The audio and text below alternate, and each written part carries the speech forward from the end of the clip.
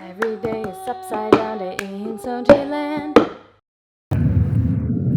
Hi and welcome to the Soundschi land show where everybody's upside down. And today I'm here with an awesome guy. I've been following him for a while. Neven, unfortunately I cannot pronounce his last name. It's too complicated. It's Gerenčir. Gerenčir. Yeah. It's hard. It's okay. Doesn't matter. Anyway, I'm still here in Portugal at INAC. And he's I would say, fresh student here. Yeah. And I find his story particularly interesting because once his progress is super fast. He just started like 3 years ago. And second point is that he made the transition to change his whole life and go to circus school. So I specifically want to ask you about that. How did you get into hand balance and how did you make the decision to change your whole life? Okay, so basically with hand balance, I always wanted to do it. I remember when I was in the high school and all the cool kids were doing handstands and I was really trying to do it and I just couldn't do it. It was something not naturally gifted to me. Okay, so you did have a little bit of experience before. Yeah, but it was like, like kids in high school trying, and I had my best friend like willing to help me, giving me tips and stuff. And I was doing handstands, really trying handstands like every day, but without any guidance, I didn't have any knowledge.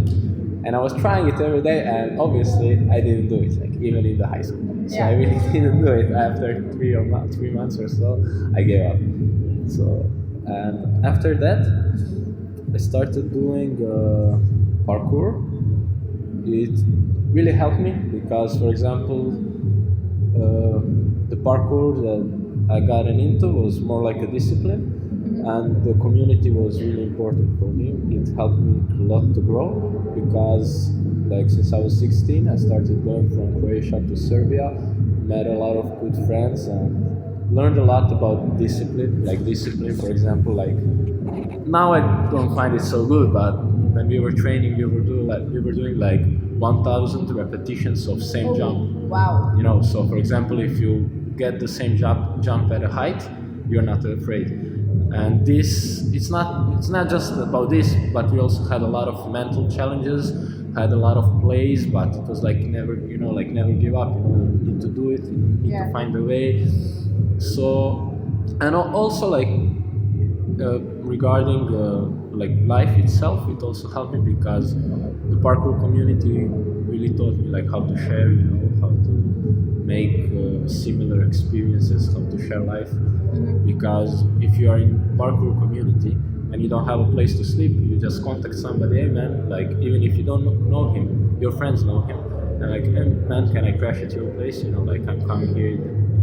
It's like basically free Airbnb, but you get to meet real people. And we were doing it a lot more before, like couch surfing was popular and stuff. And this really helped me. Kind of like our hand balance. Don't you find it ridiculous? Like something like hand balance or something like parkour, like in the essence, I find it meaningless. Like handstands, you cannot, it's just handstands. Yeah. Like let's You're be honest. not improving the world. Changing the environment or but something like that. That's what is beautiful because people connect so much about just handstands. It's crazy, like you get to connect about something that I'm just saying it because it's like ridiculous when you look at it. Like you're traveling all over the world because of handstands, and it's super beautiful. Like small things like this, which we share as humans, can make us connect and create a community. Absolutely, I agree. It's really beautiful. And also can make you change your whole life, obviously. Yeah. So what happened? Basically, I was doing a lot of years parkour. I was in that a lot, and then I started to hang out a lot on Gymnastic Bodies forum, stretch therapy and stuff like that. But my first video of a hand balancer was Andre Moraro on YouTube. It's called Freeman, you know the video? I know it. I've seen it like a million times. When I was in parkour, I was trying to do handstands. I couldn't do it. For me, it was really, really hard. And I'm saying this now from already a stubborn perspective because I was telling you like I did thousands of repetition of something. I had the same approach with handstands. I couldn't do handstand. really, I needed like a guide. And basically, after I saw the Andre Moraro Free Man, like the video, I was again like super inspired, really, and I just wanted to investigate more about handstands. So I started hanging out on the gymnastic bodies forums. I even started doing the foundation, but later I really found it's bad. I don't know if I can say this, you know. Yes, you can say it openly. Yeah, but I don't want to be like. But yeah, like for me, it was bad. I had a similar experience with gymnastic bodies. Yeah. At the same time, I also started my university at kinesiology, and I started learning more and more about the whole like movement thing, you know, and the real thing, you know, like the real approaches to handstands and stuff. Because Mikael Christiansen was a lot active on the forums. He started to write a lot of stuff about hand balance, which you couldn't find before on the internet. Yeah. So he was the first one popping, you know, and it was Yuri as well. But on gymnastic bodies, he was called the hand balancer. Yeah. And he started putting a lot of materials. So basically, I started doing stuff on my own. I also started reading a lot. And when I was at university, I had a really bad situation in my family. Basically, when I was in university, my brother got into psychosis, and it was huge stress for me emotionally, and in my head also I couldn't function, because I was also the person who found him in this state. Nobody realized this. Like one day I went on a trip to visit my brother, and the moment I visit my brother, I see like, oh, this guy is fucked up, and yeah, he was crazy, you know. And why I'm laughing now, because it all ended up good, but the moment I saw him, like I noticed like I lost my brother. I really felt like that. It's like one day you have a person, and next day you still have the person. So it's not like the person died, but the person did die. You know, like his whole personality just flipped around. And for me, this was like a huge impact on me personally.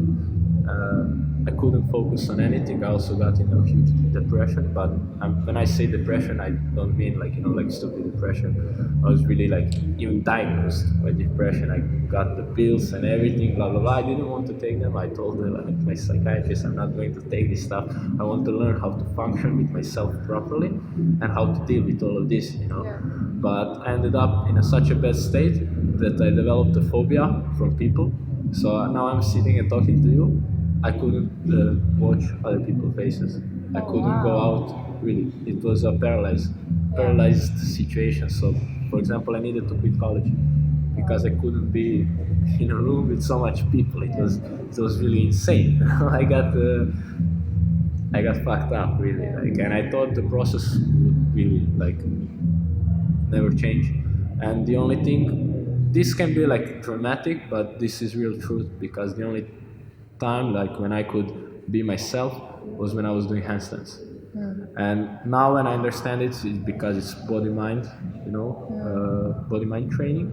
When you are doing something like handstands, or like you're learning juggling or something, basically if you're doing a task that needs a lot of attention from the brain, you cannot focus on other stuff around you. You really need to be there.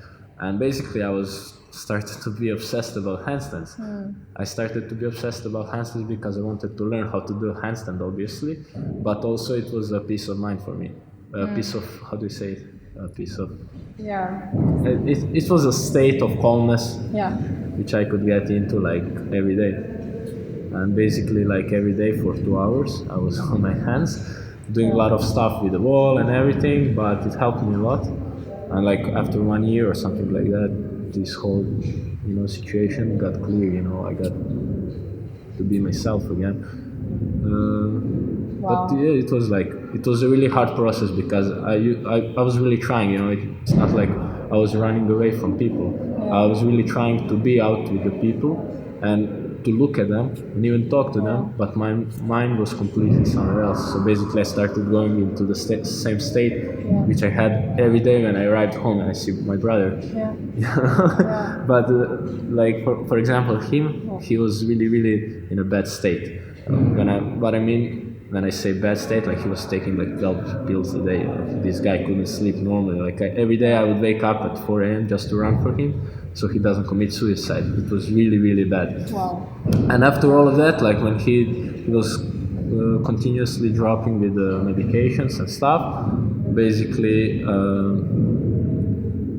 he went from psychosis to really bad depression because he then realized like what he did for the family or blah blah blah, but then he was blaming himself. But like the process stopped, and I was super happy to have my brother back again, because when you see somebody like that, it's like you see somebody with schizophrenia, but it's not schizophrenia.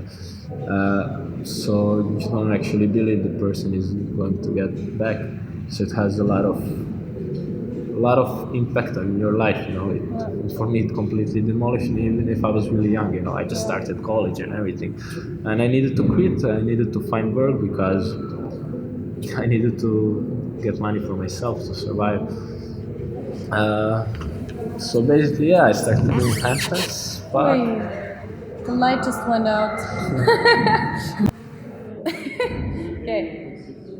Can you see us? Okay, we had to improvise now. The lights just went out and we don't have any other place to go. It's freezing cold outside. Yeah. So we were just talking about how you had to find work, and I'm wondering how you switched to the decision to become a circus performer professionally, or was that even your idea? I'm still not a circus performer professionally. But you're working towards it, aren't you? Maybe. Okay. This so is the thing, like after all of that, like, and I really worked like a lot of shitty jobs and everything, but I started to get better and better in handstands, and I wanted to invest going to Yuval Island workshop. Mm-hmm. And that was 3 years ago. We were looking for it actually. Yeah. Before the interview. When was it? But yeah. And when I arrived to Yuval workshop, I clearly remember like my feelings and emotions the moment I saw a guy who is like, sorry Yuval, but you were like 37 or something like that. Yeah? No?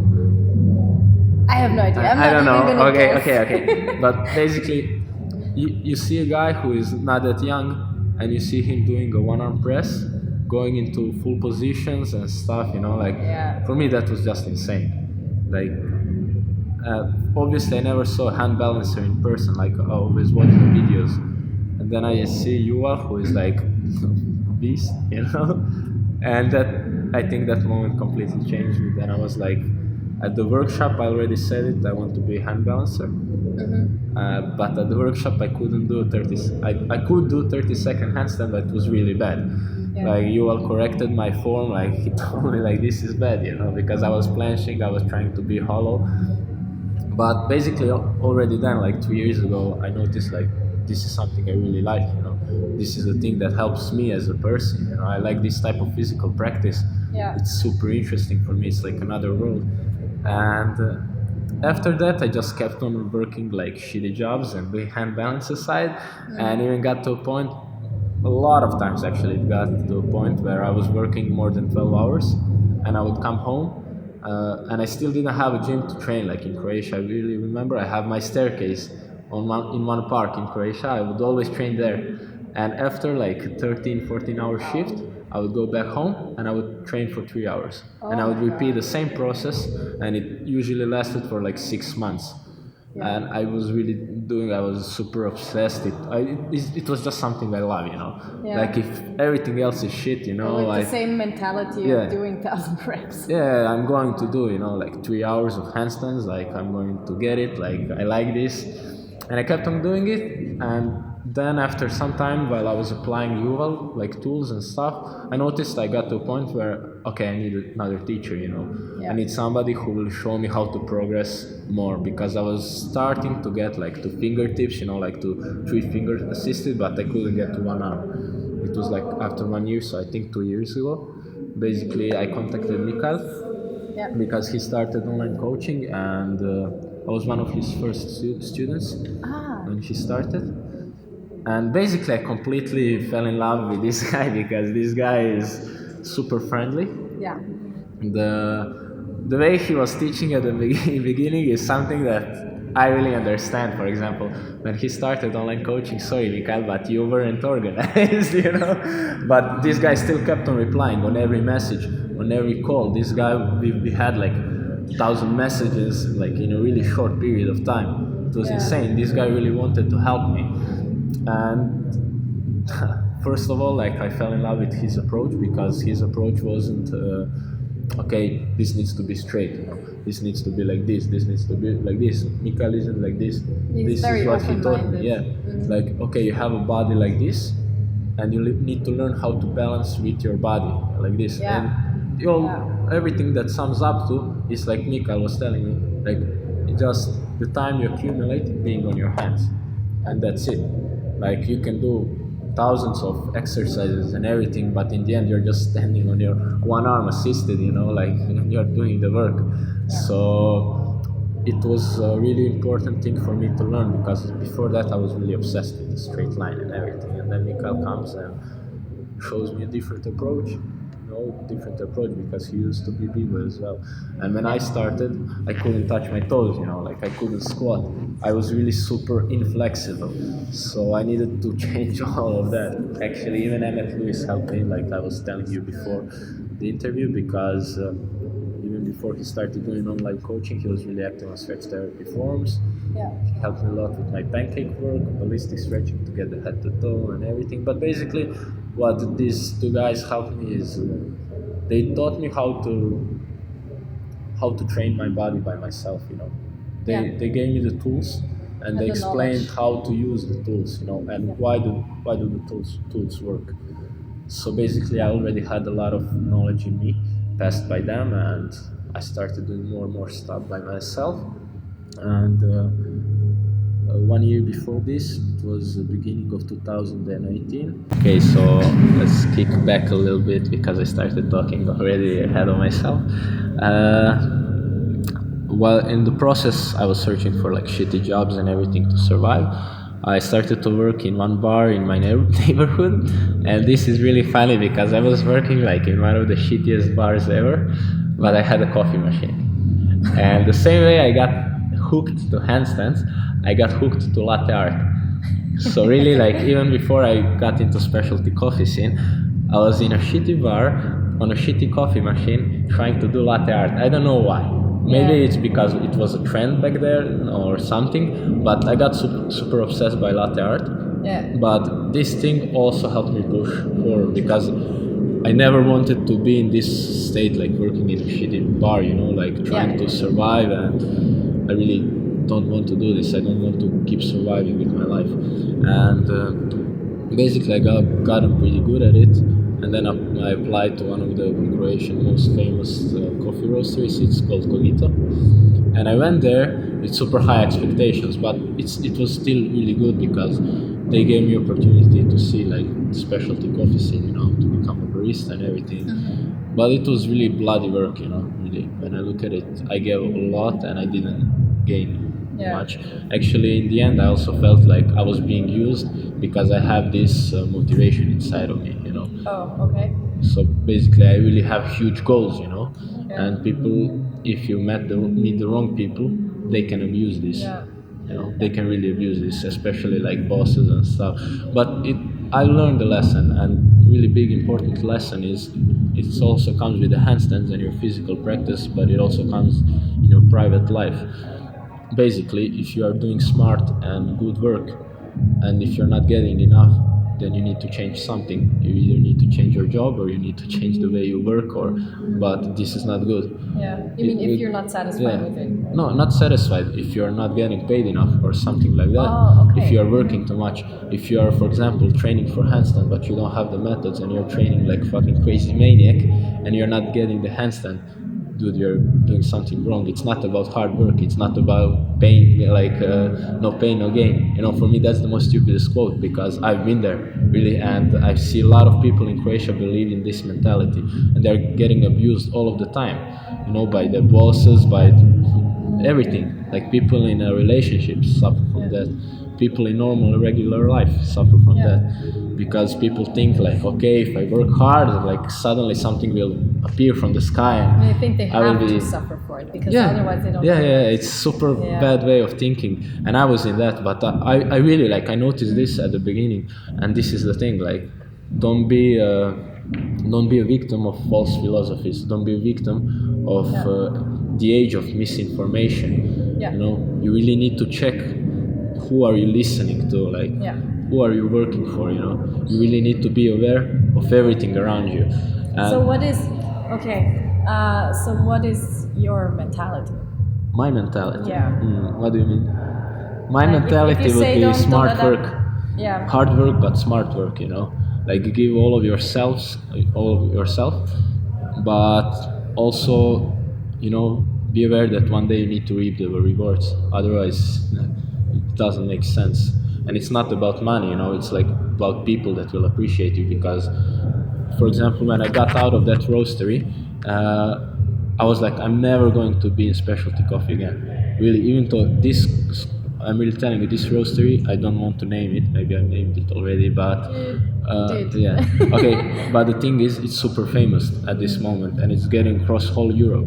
But the way they are thinking and the way they are working, it's not good for me.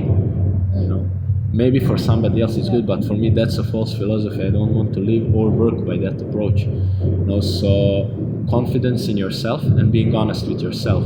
Because before I was trying to fit in. You know, I was trying to be part of it, but it was unhealthy.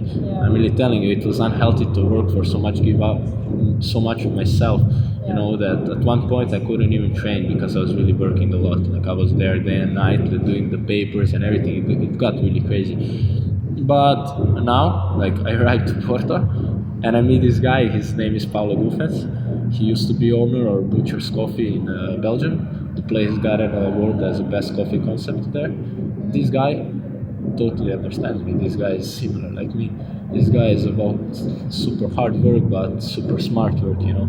This guy appreciates me more than everything, you know. And this is the thing, I met a person that really believes in me, you know. It's like changes. It's like Mauricio with Handstands. Me and Mauricio really share a similar story. We both come from countries that doesn't have hand balancers. So in Croatia you don't have any other hand balancer. Hand balancing doesn't exist. So I was doing a thing for a lot of years, you know, before I arrived here, all by myself. And it's a weird situation to be in because all of the people around you don't understand you. It's like you're a misfit, you know. It's really bad. Yeah, it's about, I know. I was there too. Because in Vienna there was. But I didn't know of anything. But then you come out of it, you know. You come out of this school and you come out of these philosophies, this change, you know, and you meet so much people that are actually understand you. And then once I realized, like, everybody is different. It's just that in some places people don't accept this, you know. And in other places, people appreciate you. Like your crazy ideas could be really appreciated. And this gave me a lot of confidence, you know, about myself. This was like, man, you have fucking good ideas, you know, like your way of thinking is good, you know. Like it's really good. And I was actually trapped in a country that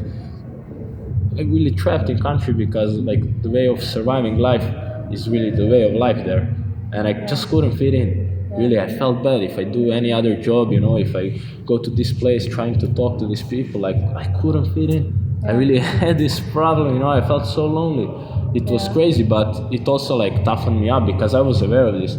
I was already aware of this, like this is because I'm here. So did you decide to make this? I did you wanted look for circus schools actively? I really wanted to go to do hand balancing. But I was also like, you need to understand, while I was looking to go out, I was really in a bad state, like regarding other parts of my life. I was still surviving. I was surviving with a smile on my face, but I was doing it, you know. But I was aware, okay, if I have a chance to pursue something that I love, like why not do it? And then I come out like to Porto, and I again get into specialty coffee. You know, and it's like super different world. And I have topics with other people that are not in my parts of life, you know, but I really like it, you know. And there's so much things I like, you know, because I'm not in this trapped zone. And then I see so much possibilities.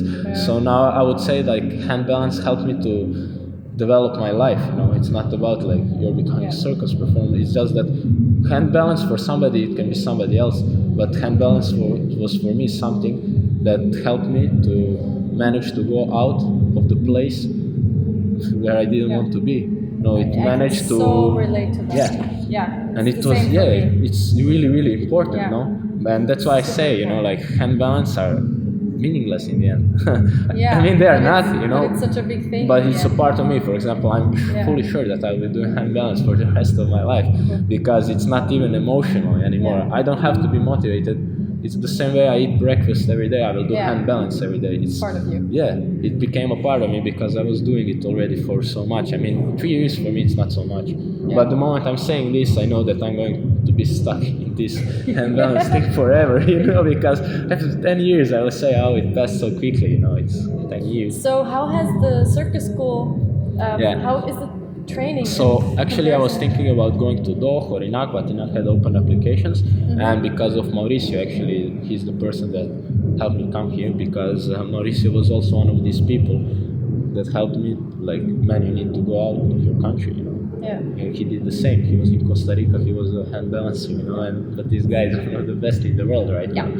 So imagine this. I think he doesn't realize it. Yeah, he does. It's just the thing, like, this is my, like, I give props to Mauricio, I give him a medal because Mauricio taught me something really important, not just about handstands. It's only something really important about life. This guy is smiling to everybody. Yeah. Nobody ever saw Mauricio, and that's, I think, why Mauricio is famous in the community, because nobody ever saw Mauricio angry. I didn't see this guy angry. Actually, I did, but he still doesn't project it.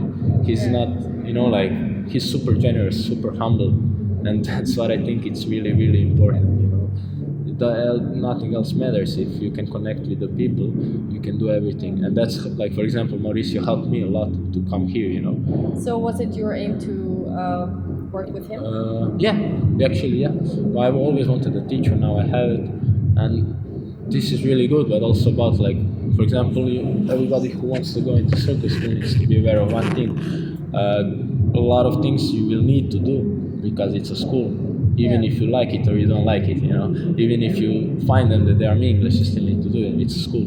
Yeah, I actually want to talk to you more about the way training works in a circus school versus if you train alone, because I think there are a lot of people out there. Do you want to know about handstands or about? For hand balancers. So Okay. if I want to be a hand balancer professionally, and I am looking for circus schools. Okay, so for example, you need to be aware how much classes will you get, in a school, and I really think it's the most important thing, who is your teacher. For example, like, Mauricio is a really good teacher.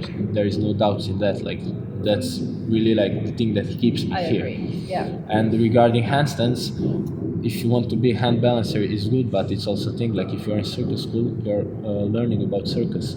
You're learning how to perform. So it's not anymore about the cool tricks, like the things that you are training, like, at home. Like, you want to do, I don't know, one arm.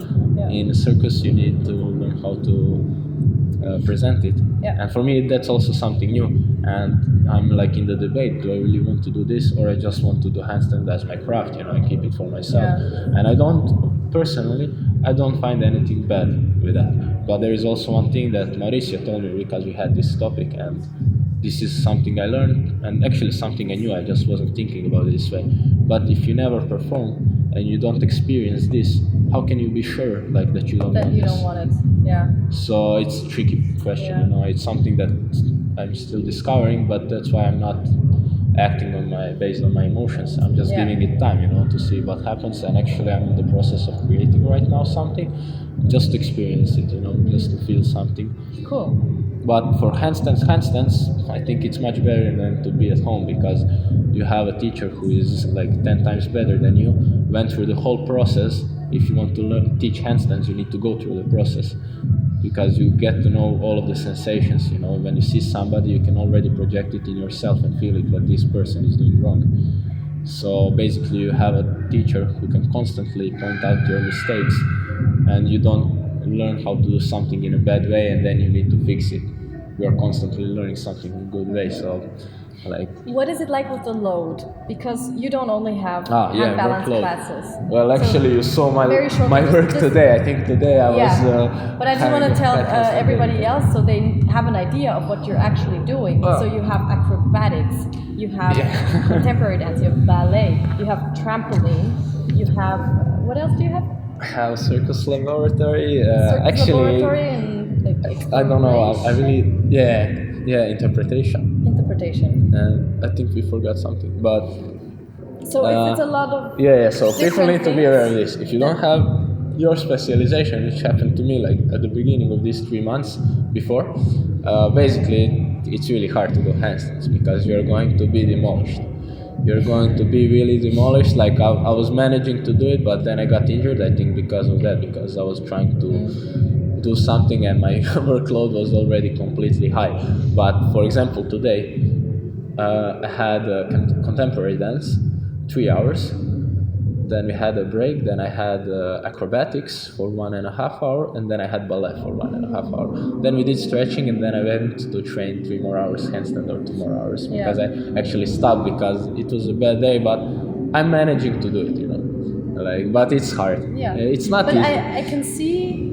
Yeah, maybe let's talk about this. I think actually if you keep doing handstands at home and you have a teacher, not going to circus school, I actually think it can be better because can be more then, efficient, yeah, maybe? Yeah, because you can focus only on handstand, but that doesn't mean you can perform, you know, because you get a lot from dance, you know, and from theater and from everything. It's just that your brain gets really, really tired. You get, you know, like, for example, I go to sleep at 9 p.m. now and I wake up at 8 because I'm completely demolished and it's the school week. Well, yeah, I think people, if you like love handstands, but you don't want to be a performer, don't go to circus school. Yeah. Maybe rather take lessons or stuff like that, but I think it's really, really cool experience to still go to circus school. That doesn't mean you need to finish it, like nobody is training it to you, but I really like it, you know. What if you want to become a hand balance teacher? Do you think you should even aim for that? Is that even a thing you should consider? I think actually I did a few workshops by myself and I really liked it. I don't think you need to go to circus school for sure. Like, you don't need to go to circus school. You just need to do lots and lots of handstands. But also, like, if you want to be a handstand teacher for circus, I think it's better if you have circus experience, because then you can help somebody with more artistic like exploration and stuff. Although Mao doesn't have circus school. I don't want to say this here, but Mao will also agree that he's in the process of learning it more and more. Yeah. So, which I also think makes him a good teacher because he's super open. Yeah, he's open, you know, it's a normal thing. But yeah, I think this is the thing. Like, I don't find anything bad if somebody is just doing handstand and doesn't want to be circus performer. Yeah. For me, that's really beautiful, you know. Thank you so much for being Welcome. on the show. Thank you. And thank you for telling us your story. And I hope that a lot of people out there gain some insight also what it's like to be in a circus school and if it's a good decision for them. Yeah. And I think it's really personal, you know. Yeah. But it can also be cool, like if you're good at something, why not pursue it? Maybe it takes you to a better place. Yeah, if you want it, then just definitely do it and don't think about it too much. And actually, it's always cool when you meet like normal people and they ask you like, okay, what are you doing? Like, what are your hobbies? I'm a hand balancer. Wow. That's really cool. Yeah, cool. So, thank you. I think we're gonna go to sushi now. Yeah. Thank you so much for watching. And the world is your playground, so just go ahead and do whatever you love. And I'll see you next Monday on the Soundschi live chat.